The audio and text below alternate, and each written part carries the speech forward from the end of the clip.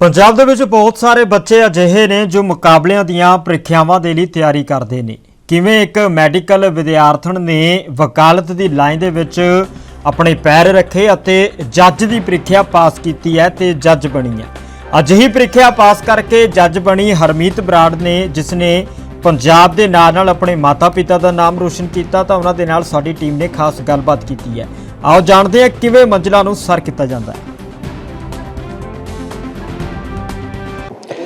Exams हम बहुत देते हैं। अगर हम बात करें तो कॉम्पिटिटिव एग्जाम्स की इतनी होड़ लगी हुई कि बच्चे एक के बाद एक ट्राई करते हैं, पर सवाल कई खड़े हो जाते हैं कि आखिर कब हार मानी जाए। तो इसी चीज़ को लेके पेरेंट भी कंफ्यूजन में रहते हैं। पर हमारे साथ आज एक कहानी है जिन्होंने लगातार ट्राई करने के बाद फाइनली अपना मुकाम हासिल किया, और शायद यही इंस्पिरेशन आपके लिए भी कामयाब होगी अगर आप सोच रहे हैं कि क्या हम अब गिव अप करें या फिर कंटिन्यू करें। हाँ सर, अमृत ब्रांड जिन्होंने अभी SCS के पेपर क्लियर किया, पहले उनसे बात करते हैं। मैम, पहले तो बहुत बहुत बधाई आपको कि आपने पेपर क्लियर किया। Thank you so much sir, thank you. तो मैम, सबसे बड़ा सवाल है कि जैसे मैंने पहले बात की कि मेडिकल लाइन से यहाँ तक, तो वो सफ़र कैसा रहा पहले तो?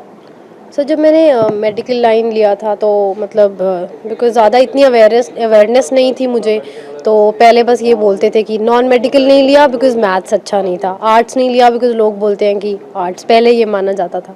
अब तो चलो डिफरेंट है। तो मेडिकल ही एक ऑप्शन मेरे पास बचा था, तो मैंने मेडिकल लिया, लेकिन कभी मेरा इंटरेस्ट नहीं बना उस चीज़ में। तो मुझे ये लगता था कि मैं पढ़ नहीं सकती, मुझे पढ़ना ही पसंद नहीं है। फिर मुझे धीरे धीरे पता चला कि लॉ भी एक ऑप्शन है, तो फिर मैंने इसके लिए ऑप्ट किया। पढ़ नहीं सकते और उसके बाद लॉ, क्योंकि देखो दोनों एक कॉन्ट्रडिक्ट। लॉ के लिए हम सब जानते हैं कि पढ़ना बहुत पड़ता है, फिर ये डिटर्मिनेशन कहाँ से कि लॉ के लिए कुछ सोचा था कि मेडिकल से लॉ में शिफ्ट? कोई स्पेसिफिक रीजन कोई सोच रही? नहीं, स्पेसिफिक रीज़न नहीं था, बट जब मेडिकल लिया तो मेडिकल में इंटरेस्ट नहीं आया बिल्कुल भी। बिल्कुल इंटरेस्ट खत्म हो गया? नहीं, मतलब ऐसा लगता था कि पढ़ना ही पसंद नहीं है। तो जब लॉ पढ़ना शुरू किया तो उससे मैं रिलेट करने लगी कि हाँ, मतलब बड़ी प्रैक्टिकल सी चीज़ें लिखी हुई हैं।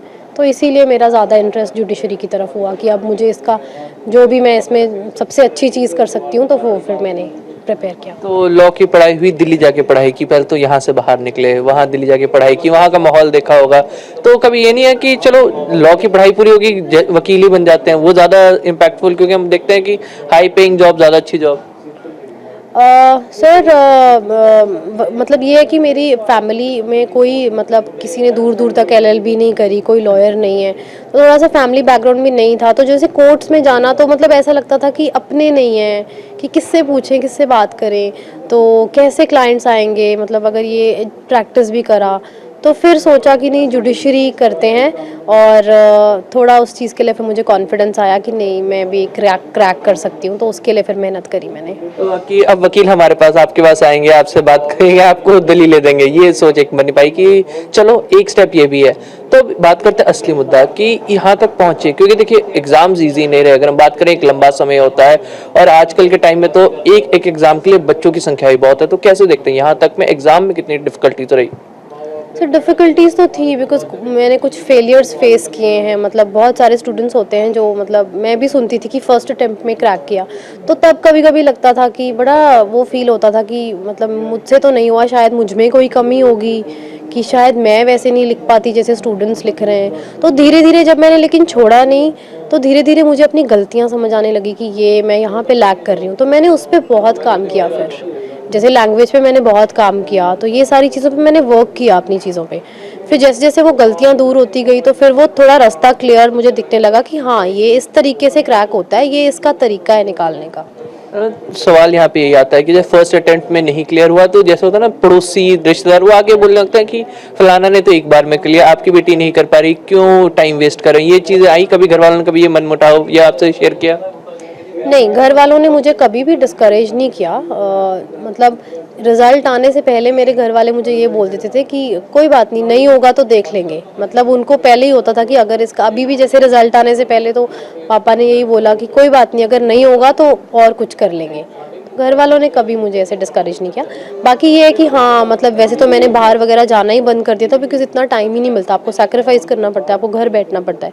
लेकिन कभी भी ऐसे जाना तो सबने पूछना कि अच्छा अभी भी पढ़ रही है, कितना पढ़ना है। ये एक बड़ा सवाल हमारी सोसाइटी है कि कोई बच्चा पढ़ रहा है तो यही चीज पूछते हैं कि आखिर कितना पढ़ना है, कि जैसे एक फुल स्टॉप लगा देते हैं वो लोग कि भाई अब तक नहीं हो तो छोड़ दो, बस अब go on, give up. Sir ये थोड़ा नेचुरल भी है, बिकॉज आई थिंक मैं थोड़ा, मतलब इंडिया के कल्चर में मैं थोड़ा बिलीव करती हूँ कि राइट टाइम पे जो राइट चीज़ें हो जाएं वो अच्छी होती हैं। उसके बाद तो बहुत नेचुरल है। हम भी अगर किसी से मिलते हैं तो हम भी सवाल तो यही करते हैं कि क्या कर रहे हो। अब अगर हर बार इंसान बोल रहा है कि मैं पढ़ रहा हूँ, तो फिर नेक्स्ट क्वेश्चन यही आता है कि कितना पढ़ना है। ये नेचुरल है सर, मुझे कभी इस चीज़ पे वो नहीं हुआ। बट हाँ, जब भी जैसे बाहर जाना, किसी ने पूछना, सब लोग यही पूछते थे, तो घर आके ना थोड़ा सा मतलब वो डर सा लगता था कि हाँ, अभी तो रियलाइज़ होता था कि बहुत टाइम हो गया, सब पूछ रहे हैं। तो वो टाइम अब लगता है कहीं ना कहीं वो इक्वलाइज हो गया, एक रिजल्ट आ गया, फाइनली वो इम्पैक्ट मिल गया ज़िंदगी में जो हासिल करना चाहते थे, हम कह सकते हैं। यस सर, वो लगता है। मतलब जैसे जब मैं प्रिपेयर में अभी ये वाले एग्ज़ाम के लिए जब मैं प्रिपेयर करी थी, मुझे कहीं ना कहीं पता था कि इस बार मेरा एफर्ट इतना ज़्यादा है कि मैं इस बार कर लूँगी। मुझे पता था थोड़ा सा। लास्ट सवाल मेरा ये, तो कोई एक स्टेज आई क्योंकि एक लंबा समय निकला कि यहाँ तक कि कभी खुद मन किया, जो फैमिली पूरी सपोर्टिव रही, कभी खुद मन किया यार चलो छोड़ो, यहाँ तक नहीं हुआ, हमने अपनी तरफ से 100% दिया, पर अब नहीं हो रहा तो छोड़ते हैं? तो कह सकते हैं ना कि फैमिली का प्यार और खुद की डेडिकेशन ले ही आई कि नहीं ठीक है, नहीं छोड़ना, अब हम करके रहेंगे, और वो चाहे फाइनली हासिल हो गया। यस सर मैं बट यही मैं बाकी स्टूडेंट्स को बोलना चाहूँगी। बहुत सारे स्टूडेंट्स होते हैं जो मतलब जैसे मैंने काफ़ी साल किया है, तो बहुत सारे स्टूडेंट्स होते हैं जो मतलब करते रहते नहीं होता। बट मैं मतलब मैं थोड़ी प्रैक्टिकल तरीके की स्टूडेंट हूँ। मैं यही बोलती हूँ कि अगर आपको लग रहा है कि आप अपने फेलियर्स को अभी भी फिगर आउट नहीं कर पा रहे हो, तो बहुत बाकी और भी तरीके हैं, ज़रूरी नहीं कि यही एक लाइन है। तो थोड़ा सा बैलेंस, अब जैसे मैंने भी सोच लिया था कि मेरा लास्ट अटेम्प्ट है, अब नहीं हुआ तो फिर कुछ और करूँगी। तो ऐसा नहीं है कि एक ही रास्ता होता है, आपके पास और भी ऑप्शंस है। अगर आपको लग रहा है कि आप फिगर आउट ही नहीं कर पा रहे कि आपकी कहाँ गलती है, अगर आपको अभी भी डाउट्स आ रहे हैं, तो आई थिंक थोड़ा सा बैलेंस करना बड़ा ज़रूरी है और ऑप्शंस देखने भी ज़रूरी है। Thank you. अर्जुन, एक चीज बिल्कुल क्लियर कर दी कि देखिए फर्स्ट अटेम्प्ट में नहीं हो रहा तो इसका मतलब नहीं है कि नहीं होगा, पर ये भी चीज याद रखें कि कई बार एक मकाम के कई अलग अलग रास्ते हैं, तो रास्ता भी बदला जा सकता है। कैमरामैन अर्जिंदर के साथ अमित कुमार, ANB न्यूज।